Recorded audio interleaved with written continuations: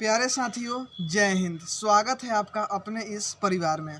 साथियों, आप जानते हैं कि आपका एग्ज़ाम 2024 बहुत ही नज़दीक है और आपकी प्रिपरेशन भी बढ़िया तरीके से चल रही होगी।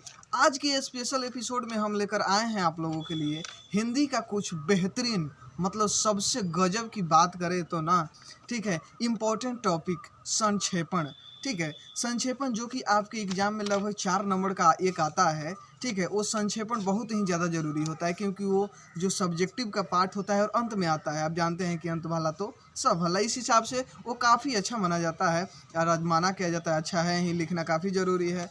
ठीक है, उसको समझना काफ़ी ज़रूरी है। बहुत लोगों को समझने में दिक्कत होती है, लेकिन ये उम्मीद रखिए कि इस स्पेशल वीडियो को देखने के बाद आपको कोई दिक्कत नहीं होने वाला है। सबसे पहले हम उसके बारे में बताएंगे कि पहले कि उसको कैसे लिखना है।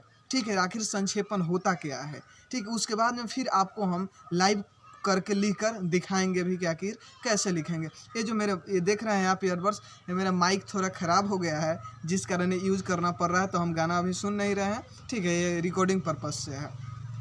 सबसे पहले हम जानते हैं कि संक्षेपण होता क्या है। संक्षेपण मतलब कि संक्षेप में लिखना। आपके जो एग्ज़ाम में होंगे, ठीक है, या तो पठित पाठ से या फिर अपठित पाठ से, किसी में से भी एक गद्यांश टाइप का दिया रहेगा। 5-10 लाइन दिए रहेंगे, 10-15 लाइन होगा और उसका कहेगा कि निम्नलिखित का संक्षेपण कीजिए। मतलब ये जो बड़का 10-15 लाइन का है उसको आपको छोटे से में लिखना है। जैसे आप फिल्म देखने जाते हैं ना, ठीक है, तो लगभग 3 घंटे का मूवी होता है, लेकिन उसकी स्टोरी किसी को बताते हैं तो क्या 3 घंटा लगता है? नहीं ना, काफ़ी छोटा में समझा देते हैं कि हाँ यार, हीरो था, इतना लोगों को मारा। लेकिन फिल्म में क्या है, पूरा विस्तृत तरीके से दिखाया जाता है। ठीक है, उसी प्रकार यहाँ जो एग्जाम में रहेगा वो पूरा बहुत बड़का रहेगा, लेकिन हम उसका जो संक्षेपण हम लिखेंगे काफ़ी शॉर्ट में लिखेंगे। चलिए शुरू करते हैं। तो संक्षेपण समझ गए, मतलब बहुत बड़का वो दिया रहेगा और उसका शॉर्ट में, उसी बतवा को हमें शॉर्ट में लिखना है। ठीक है, समझ गए ना।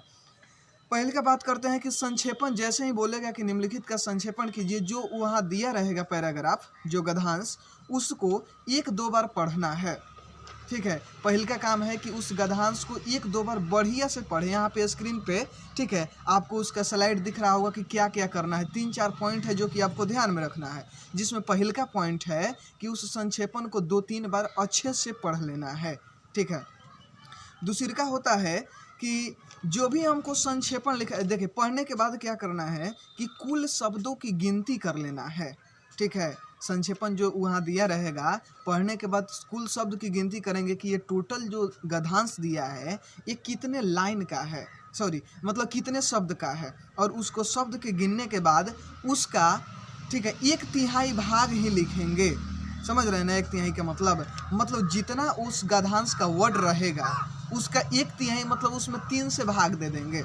एग्जाम्पल में अगर 120 नंबर या फिर 100 नंबर 120 शब्द का या फिर 100 शब्द का जो गद्यांश रहता है, तो उसमें 30 से भाग देंगे। अगर 120 का है तो 3 से भाग देंगे ना, तो 40 वर्ड आएगा। मतलब 120 वर्ड का पूरा गद्यांश था, उसको हमें संक्षेपित करके 40 वर्ड में मात्र लिखना है। ये होता है संक्षेपण। ठीक है, पहले का काम बढ़िया से पढ़ना है, दूसरे का काम पूरा टोटल वर्ड को गिनना है, और तीसरा पॉइंट आता है कि आपको जो संक्षेपण जो लिखना है उसको सरल भाषा में लिखना है। ऐसा नहीं कि काफ़ी उसमें मुहावरा यूज कर दिए या फिर बड़का बड़का वर्ड यूज कर दिए, नहीं, बल्कि सरल मतलब आसान शब्दों में लिखना है। 5वां नंबर पॉइंट होता है कि सबसे उसके बाद में होता है कि शीर्षक जरूर दे। मतलब उस जो लिख रहे हैं आपका संक्षेपण, ठीक है, उसका एक टाइटल जरूर देना है।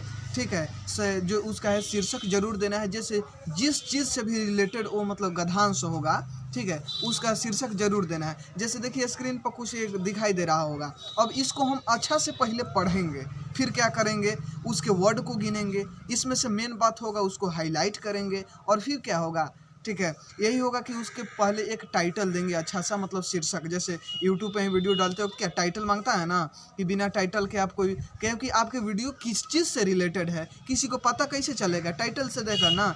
उसी प्रकार जो आप लिखे हैं किसके बारे में है, वो शीर्षक मतलब टाइटल देखकर पता चलेगा, तो शीर्षक लिखना काफ़ी ज़रूरी है।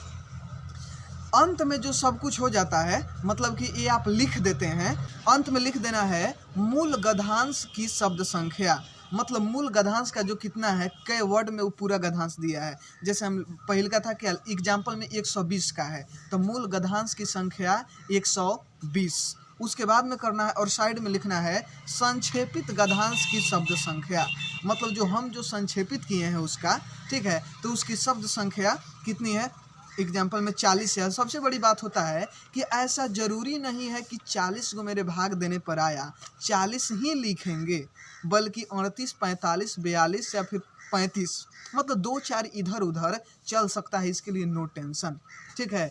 मतलब 2-4 शब्द संख्या इधर उधर चलेगा, इसके लिए कोई दिक्कत वाली बात नहीं है। आप मेरे जो बैकग्राउंड देखकर इसके पहले जो वीडियो बनाए थे, काफ़ी जब बात लड़का से बोल रहा था कि यहाँ पे बांध पर खड़ा होकर वीडियो शूट किए हैं का, तो ये भी जो मेरा शूटिंग है बांध पर का नहीं है, ठीक है, मतलब बैकग्राउंड में खेत होता है, ठीक है, तो इससे आपको कोई दिक्कत नहीं है। अब चलिए, ये तो हो गया, हम आपको समझा दिए कि आखिर संक्षेपण होता क्या है, लिखते कैसे हैं, ठीक है, और अब हम आपको लिख कर बताते हैं। उसके पहले दबा के लाइक और शेयर ठोक दीजिए, दबा के लाइक और शेयर ठोक दीजिए। पूरा साल मेहनत करता हूँ आप। अच्छा, क्या हमारे कैमरा पर्सन बोल रहे हैं कि लड़का से डर जाएगा? नहीं डरेगा यार। हाँ, लाइक और शेयर ठोक दीजिए दबाकर। चलिए हम बताते हैं आपको कि कैसे लिखना है, ठीक है ना। चलिए, यहाँ पे 6 नंबर में क्वेश्चन आया है कि निम्नलिखित अवतरणों में से किसी एक पर संक्षेपण लिखिए, ठीक है। इसका हम लिख कर अब बता रहे हैं कि आखिर आप कैसे लिखेंगे। तो संक्षेपण इसमें 2 को दिया रहेगा, ठीक है। जैसे यहाँ पे आप देखिए ए और बी है ना, ठीक है, तो इसका 2 को लिखा रहेगा, जिसमें हम एक का पहिलका का लेकर आपको बताते हैं। हाँ, चलिए, जैसे 1 नंबर पढ़ रहे हैं हम, दिया है कि अंग्रेजी पढ़ना खराब नहीं है, पर अंग्रेजी पढ़कर अंग्रेज हो जाना खराब है। पहले हम इस बार एक बार पढ़ के बता दे रहे हैं, फिर शब्द संख्या गिनेंगे, लिखेंगे भी। अंग्रेजी पढ़ना खराब नहीं है, पर अंग्रेजी पढ़कर अंग्रेज हो जाना खराब है।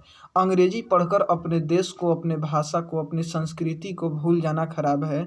यह बात इसलिए कह रहा हूँ कि आज की अधिकतर अंग्रेजी पढ़े लिखे सज्जन अपने देश की प्रत्येक चीज़ को हीन दृष्टि से देखते हैं, उसकी आलोचना करते हैं और उसे अपनाने में अपनी मान हानि समझते हैं।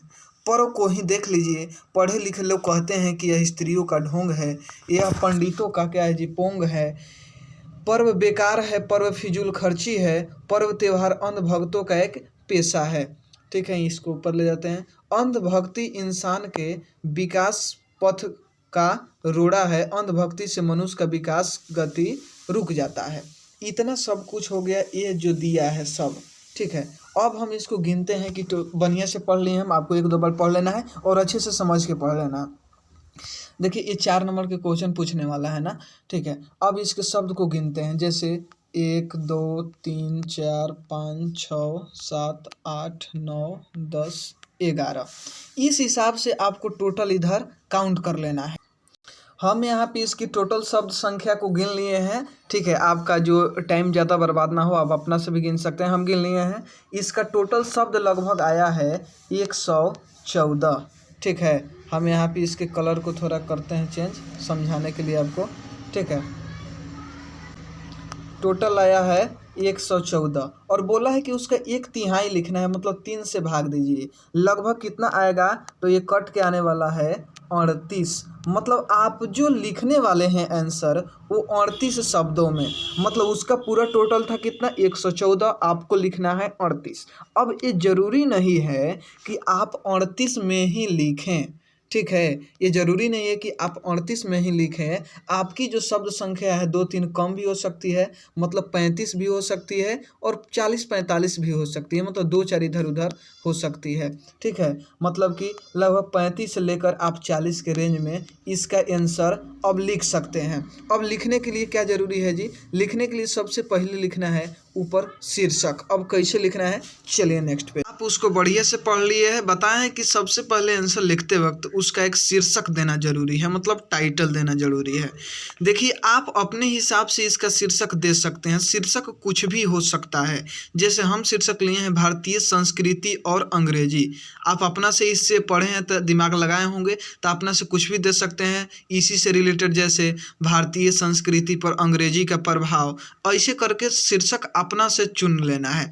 देखिए ये रटने वाली बात नहीं है, क्योंकि यहाँ से आप रट के जाएंगे वहाँ कुछ दूसरे टॉपिक पे दे सकता है, इसलिए आप इसको समझिए, एक दो बार पढ़िएगा और जिस चीज़ से रिलेटेड होगा उसी से रिलेटेड आपको शीर्षक देना पड़ेगा। चलिए ये तो हो गया, शीर्षक आप दे दिए, सबसे पहले जरूरी काम कर दिए। उसके बाद अब जो शब्द कितना लिखना है, टोटल वर्ड था 114 लगभग, लिखना था हमें 38 गो, ये एक दो इधर इधर हो सकता है। लिखना शुरू करते हैं। अब उसमें जो भी मेन पॉइंट आप पढ़े होंगे, क्या सीखे हैं उस टोटल वर्ड से, उसमें आप ध्यान दीजिए। जैसे हम लिखे हैं, विदेशी भाषा सीखकर भारतीय भाषा और पर्व त्योहारों का महत्व न देना सबसे बड़ी बेवकूफ़ी है। उसमें दिखाया गया था ना कि अंग्रेजी सीख कर लोग जो हैं कि अपने पर्व त्यौहार को ढोंग मांगने लगते हैं, सॉरी, ठीक है। और इस हिसाब से क्या जी, पर्व त्यौहार को महत्व नहीं देते हैं, तो जो लोग ऐसा करते हैं वो सबसे बड़े बेवकूफ़ हैं। इतना लिखना है। उसके बाद लिखना है, विदेशी भाषा के साथ साथ अपनी संस्कृति से प्रेम करना ही सच्ची भारतीयता है। मतलब उसमें दिखाया गया था कि लोग अंग्रेजी पढ़ते हैं, ये गलत नहीं है, लेकिन अंग्रेजी पढ़कर जो है कि भारतीय संस्कृति को भूल जाते हैं। तो ऐसा नहीं करना चाहिए, ठीक है। अपनी संस्कृति को से भी प्रेम करना चाहिए और यही भारतीयता है। मतलब अंग्रेजी भी पढ़िए और भारतीय संस्कृति का भी ख्याल रखिए। लास्ट में एक लाइन था कि अंधभक्ति से मनुष्य का विकास गति रुक जाता है। इतना आप जो ऐसा ज़रूरी नहीं है कि सेम टू सेम 100% कॉपी यही आप कीजिए, बल्कि आप जिस हिसाब से पढ़ेंगे, आपका माइंड जिस लेवल तक जाएगा, वहाँ से आप अपने हिसाब से इसको लिखना है। हम तो केवल एक समझा रहे हैं, ठीक है, हम तो एक एग्जाम्पल दे रहे हैं, बाकी आपको अपना से करना है। ऐसे किताब में भी बहुत सारा इस टाइप का होगा। अगर सब को आप रटना शुरू कर देंगे और इसमें से हो सकता है कि वहाँ पे नहीं आए, इसलिए समझिए पहले, ठीक है, और समझ कर तब वहाँ लिखना है। और लिखना इतना ध्यान रखना है कि यह इस टाइप का क्वेश्चन 4 नंबर का एग्जाम में तो आएगा ही आएगा, ठीक है। इसलिए इस पे ध्यान देना जरूरी है, समझना काफ़ी ज़रूरी है। व्हाट्सएप पे भी आप इसकी हमें मतलब कि पूछताछ कर सकते हैं अगर समझ में नहीं आया होगा तो। हाँ, उसके पहले कमेंट अच्छा सा ज़रूर कीजिएगा, अभी वीडियो ख़त्म नहीं हुआ है। अच्छा सा कमेंट कीजिएगा, लाइक कीजिए और शेयर भी कीजिएगा, जो भी 12th के स्टूडेंट इस बार देने वाले हैं या फिर आगे देंगे। सब कुछ लिखने के बाद हमें करना क्या है कि वही बताया ना कि लास्ट में कि लिखना है कि मूल शब्द संख्या, मतलब ये जो क्वेश्चन दिया था उसकी संख्या कितनी है, तो हम जो गिने हैं लगभग 114 आया है, तो मतलब मूल शब्द संख्या 114 है। लेकिन हम कितना में लिखे हैं, तो हम संक्षेपित शब्द, मतलब हम इसको संक्षेप करके लिखे हैं, तो जो संक्षेपित शब्द संख्या है वो है 40। देखिए कोई भी मास्टर जी चेक करेंगे तो उनको इतना वो तो नहीं गिनेंगे, ठीक है, उनके पास टाइम थोड़ा है यार कि इतना गिनेंगे। वो आपका मेन यही देखेंगे कि कितना था, ये बच्चा जो है लगभग कितना में लिखा है, ठीक है। और यही सबसे ज़्यादा इम्पोर्टेंट है, मतलब टाइटल देना जरूरी है। 4 नंबर में 1 नंबर के लिए टाइटल मिल जाएगा, 1 नंबर के लिए ए मिल जाएगा, बचा 2 नंबर तो 2 नंबर का ए आपको मिल जाएगा। मतलब बहुत ज़्यादा इंपॉर्टेंट है। और दूसरी का बात कि ये फिक्स है कि ऐसा क्वेश्चन आएगा ही आएगा। आई होप कि आपको यह जो संक्षेपण है अच्छे से समझ में आ गया होगा। अगर कोई भी दिक्कत हो तो कमेंट कीजिए, व्हाट्सएप पे भी, ठीक है, और यूट्यूब पे तो करना ही है अच्छा सा कमेंट, ठीक है। उसके बाद में आपकी जो भी समस्या होगी सॉल्व की जाएगी। तो आज के लिए इतना ही, वीडियो को शेयर ज़रूर कीजिएगा, ये रिक्वेस्ट है आपसे, ठीक है। और जय हिंद आप सभी को, बेस्ट ऑफ लक।